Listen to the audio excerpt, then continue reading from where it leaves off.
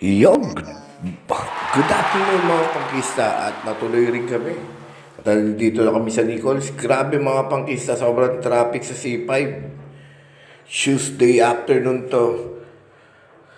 At papunta namin, dito na kami dumaan sa Nichols.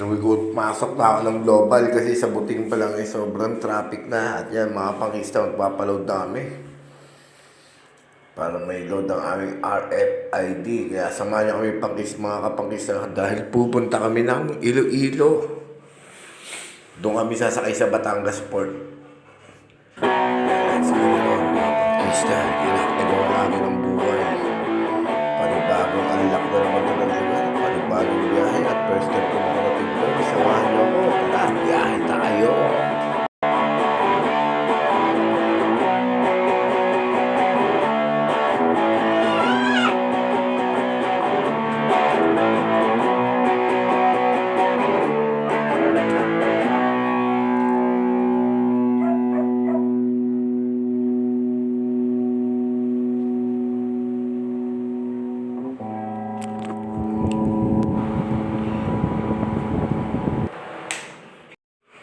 Yon mga pangkisa at nandito na ho tayo sa Batangas City.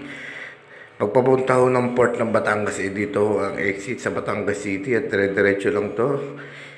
Iikot tayo dito sa circle at itong unang kanto. Pangalawang kanto kasi kanan una. Unang kanto, pangalawang kanto yan tayo papasok ito. Hindi pa ho gawa ang flyover kasi kung galing kang Startol, may ginagawa na hong flyover dyan, diretso dyan sa Batangas Port. Yan po. At nalapit-lapit na po tayo mga pangkista.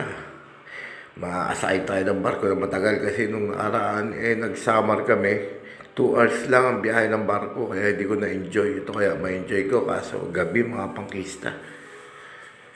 Hindi natin may enjoy yung view dahil gabi tayo babiyahe. Kaya let's get it on mga pangkista. Samahan niyo ako at kita na ng dagat mga pangkista.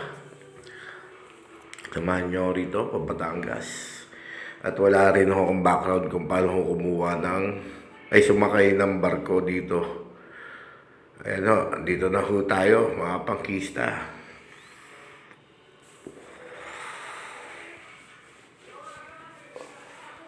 Samahan niyo ako rito. At parang ano pa ang biyahe kasi biglaan. Biglaan ang biyahe, biglaan ang sabi sa akin. So hindi ako masyadong excited. Pero may halong excitement na rin. Kasi first time ko talaga makarating ng Iloilo. Sa aking itinerary dito sa Universal Testing, ito na yung pinakamalayong biyahe ko mga pangkista. Sana nga Mindanao pero hindi ako pumayag sa Mindanao. At wala kasing may iwan sa mga bata. Ngayon, mayroon na maiiwan. Ayan po, papasok na tayo ng Port of Batangas. Meron lang security check-up.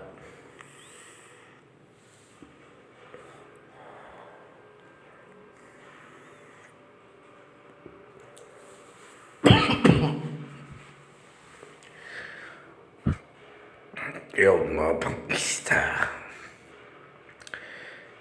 Batangas Port Entry. Pagkapasok nyo ng entrance na yun, may kita nyo itong parking. Kakaliwa ho kayo. Kaliwa tayo. Ang laki ng parking nila. Pwede kasi kung pumunta ng Batangas, yung sakyan mo rito at sasakay ka na lang.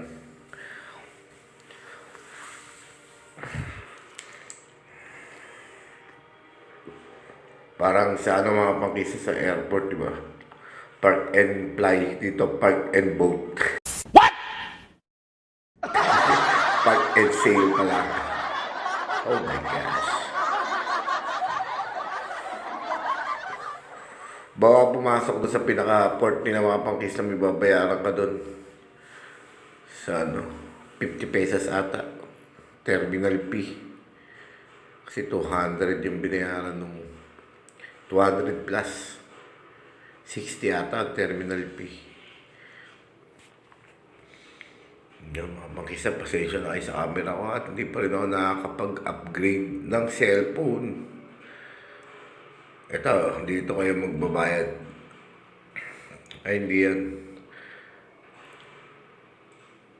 Iyaw, mga pangkisa, nalalapit na tayo.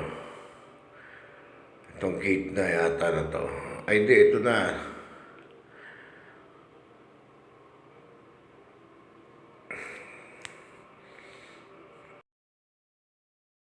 In fairness, mga pangkisa, hindi masyadong martial law rito.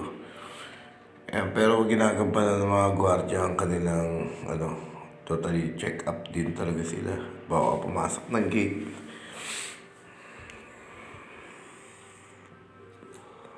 Mangyayari dito mga pangkisa is, yung mga sakay kong 3 technician, direct pumunta sila doon sa ticketing booklet, ticketing outlet. Oh my gosh, booklet. At ako ay mag-aantay rito kung makakasakay ba kami.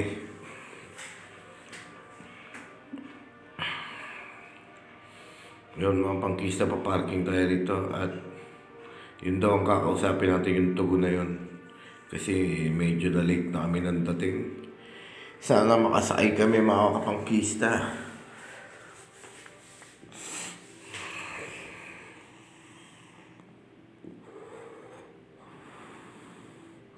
Yun yung mga truck na papasok. Para parehas kaming na-late niyan. Dapat pa ng mga pangkista, bago kayo sasakay dito, lalo na may sasakyan kayo, nakabooking na kayo. Para hindi kayo na-hold katulad nito. Yun, at kinakausap na ng kasama ko, binagbigay na siya ng papel. At pipilapan ko yan. Yun mga pangkista, at napagbayad na kami. 14.5 pero waiting, wala pang resibo. Medyo kinakabahan ako dyan mga pangkista kasi inabot lang namin doon sa tao paano kung matakbuhan kami. 14.5, nakaw, babayaran namin yun mga pangkista. Waiting pa rin kami. Hanggang dito na lang muna. At makakasakay ba kami o hindi. Kaya itutuloy mga pangkista. Tuloy mga pangkista, yan ang aming barko.